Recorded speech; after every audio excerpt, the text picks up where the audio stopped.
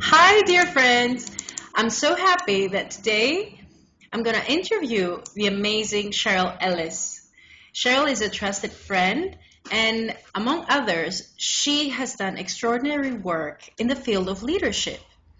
She's a former business executive turned entrepreneur, and she has successfully helped dozens of clients become more effective as leaders. She's a trusted advisor to business executives, entrepreneurs, and young professionals. Cheryl is very passionate about personal development, and she invests in herself as a member of a high performance mastermind. And by working directly with global thought leaders in business, leadership, human potential, and the principles of success and happiness. And some of her teachers are Jack Canfield, Brenna Burchard, and John Maxwell. She founded Ellis Business Enterprise, LLC, to help entrepreneurs get better business results by developing leadership ability at all levels at their companies. She created Leading with Impact and Intention, a leadership retreat for women to encourage and enable women to embrace their personal power. And now she develops an online leadership program called High Impact Leadership, and it's going to be launched early next year. For more information about other services and programs, you can find ellisbusinessenterprise.com. And also, I know, Cheryl, that she's an active volunteer member at the Morris County Chamber, and she serves there as a chair of the Prominent Women in Business program, a chamber ambassador, and on the Members Council. And Cheryl, how are you today? I'm great. Thank you so much for that nice introduction, Jill. It's everything that you have done, and I know that it's just fascinating the way that you support people in New Jersey and globally through your programs. It's just amazing. And I know that you have an amazing track record and very important high-ranking positions in banking. And this is very, very hard for a woman to achieve. So, as a woman, what would you say is the key point in having a great career? Well, I would say that first and foremost, hard work. There are no shortcuts. There's no such thing as an overnight success. I think you just have to really, commit yourself to the long haul, to the long run, and know that it's going to be a journey, not just a destination. Mm-hmm. I also think that you have to invest in yourself. You have to learn continuously and improve continuously. I love the concept of Kaizen, Japanese concept of Kaizen, continuous and never-ending improvement. I also think that the other thing that really helped me was my willingness to take risks. Mm. A lot of times it was because I felt like I didn't have anything to lose, but when you're able to take risks, the downside of taking a risk and failing is only an upside. It's just you learn something that didn't work. So the next time you do something different. So taking risks and and learning kind of go hand in hand to me.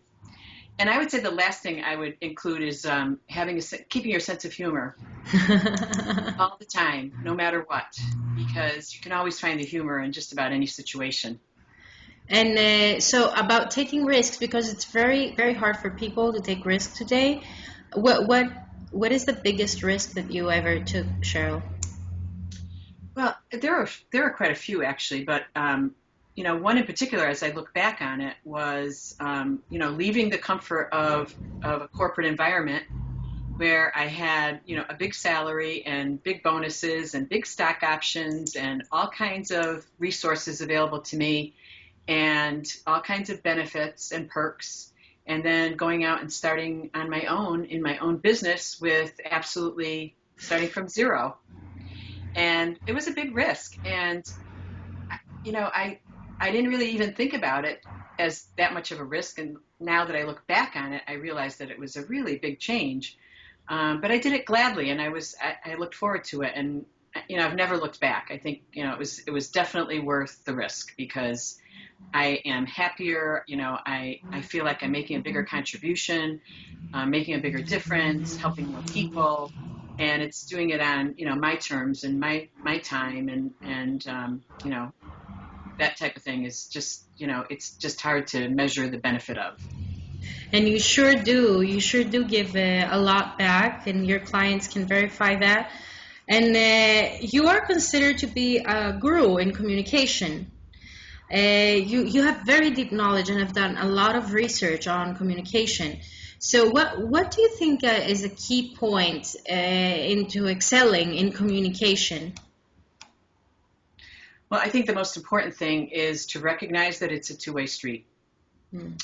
and that, your ability to listen is just as important as your ability to convey a message. Mm-hmm. And you really need to be in tune with how your audience is receiving your message. So if you're communicating something and all you're getting back is a blank stare, you need to change the message. You need to figure out like what's not working and make an adjustment. So you really need to be in tune to the other person. And I think the most important aspect of communication is understanding that we all have different styles of communicating. We all have different preferences in the way that we like to be communicated to. And when you can tune into, the other person's preferences or their style and kind of meet them where they live, your chances of success are so much better, because you really have to be able to connect with someone in order to start to form a relationship. And we know that business is all about relationships. So unless you have that ability to connect, you lose the ability to influence, and you lose the ability to lead, and you lose the ability to create and build a relationship. And that's a big challenge that many people will face today, I think, huh? Oh, for sure. And you have tons of success stories with individuals and groups that you have worked with. Can you share us, the biggest win that you had, the biggest change that happened that you supported?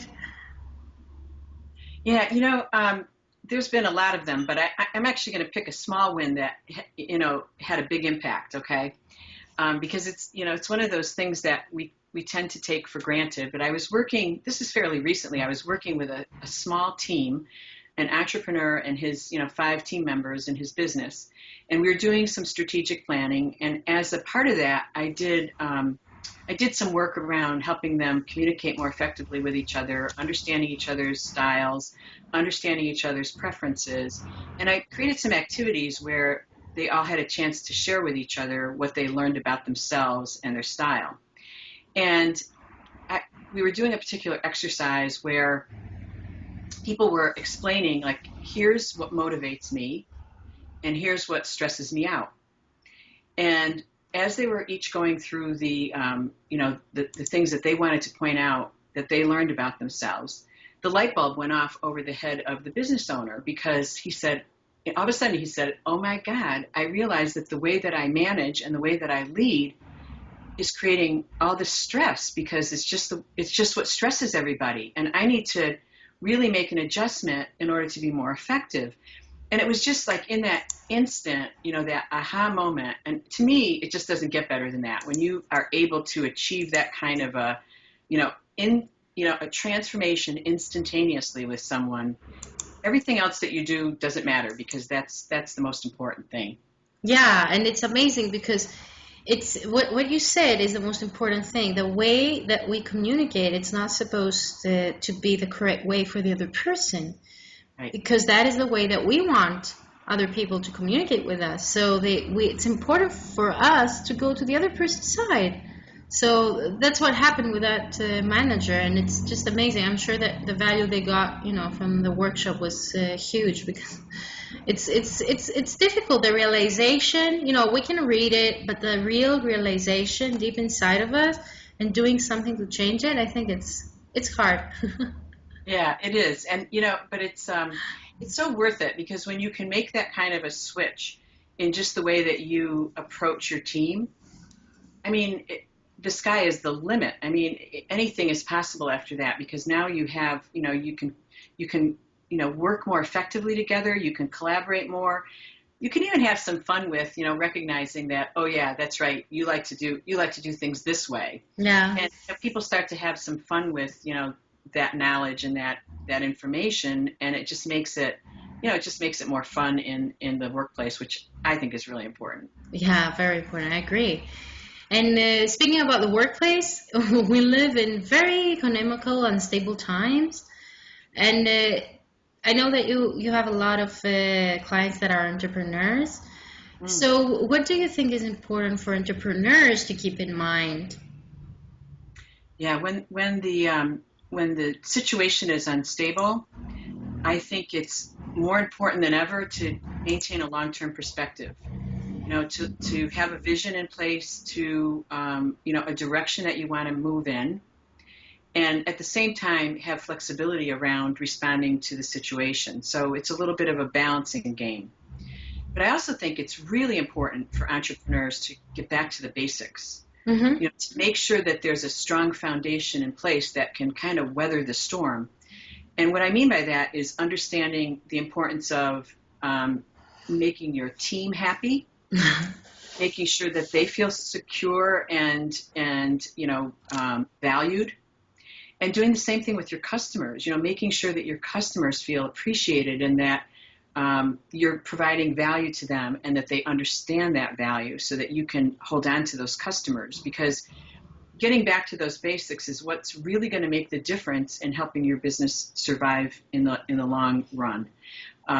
It becomes all about execution. So what I see a lot of times happen when things get uncertain is some people just stick their head in the sand and they just think, I'll just wait for everything to go by. And I think you've got to be really proactive when that's the case. I think you've really got to pay even closer attention to the details and closer attention to the basics.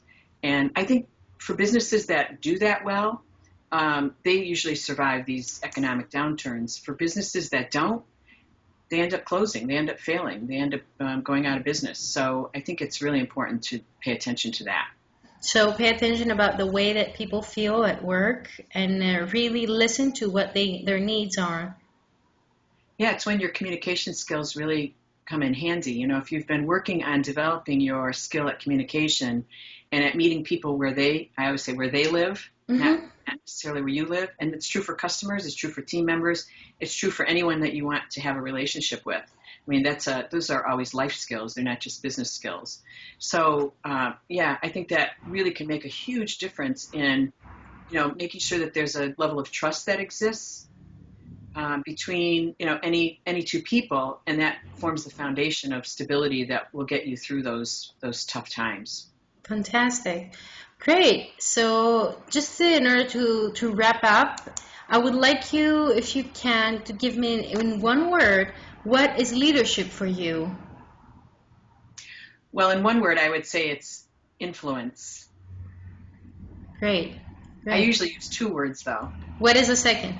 The other one is connection. I mean, I think it's all about your ability to connect and your ability to influence. So I think those two things go hand in hand. But if I'm just choosing one, it's influence. Awesome. Awesome. So you can find out more about Cheryl Ellis at www.ellisbusinessenterprises.com. And she would be happy to reply to any questions that you have in the form that there is in the website. And thank you so much, Cheryl. It was a great interview. I think I got a lot of value, and I'm sure our viewers will have great value. Will get great value. Thanks, Jill. It's always such a pleasure to talk with you. Thank you very much, and have a great day. Thanks. You do the same.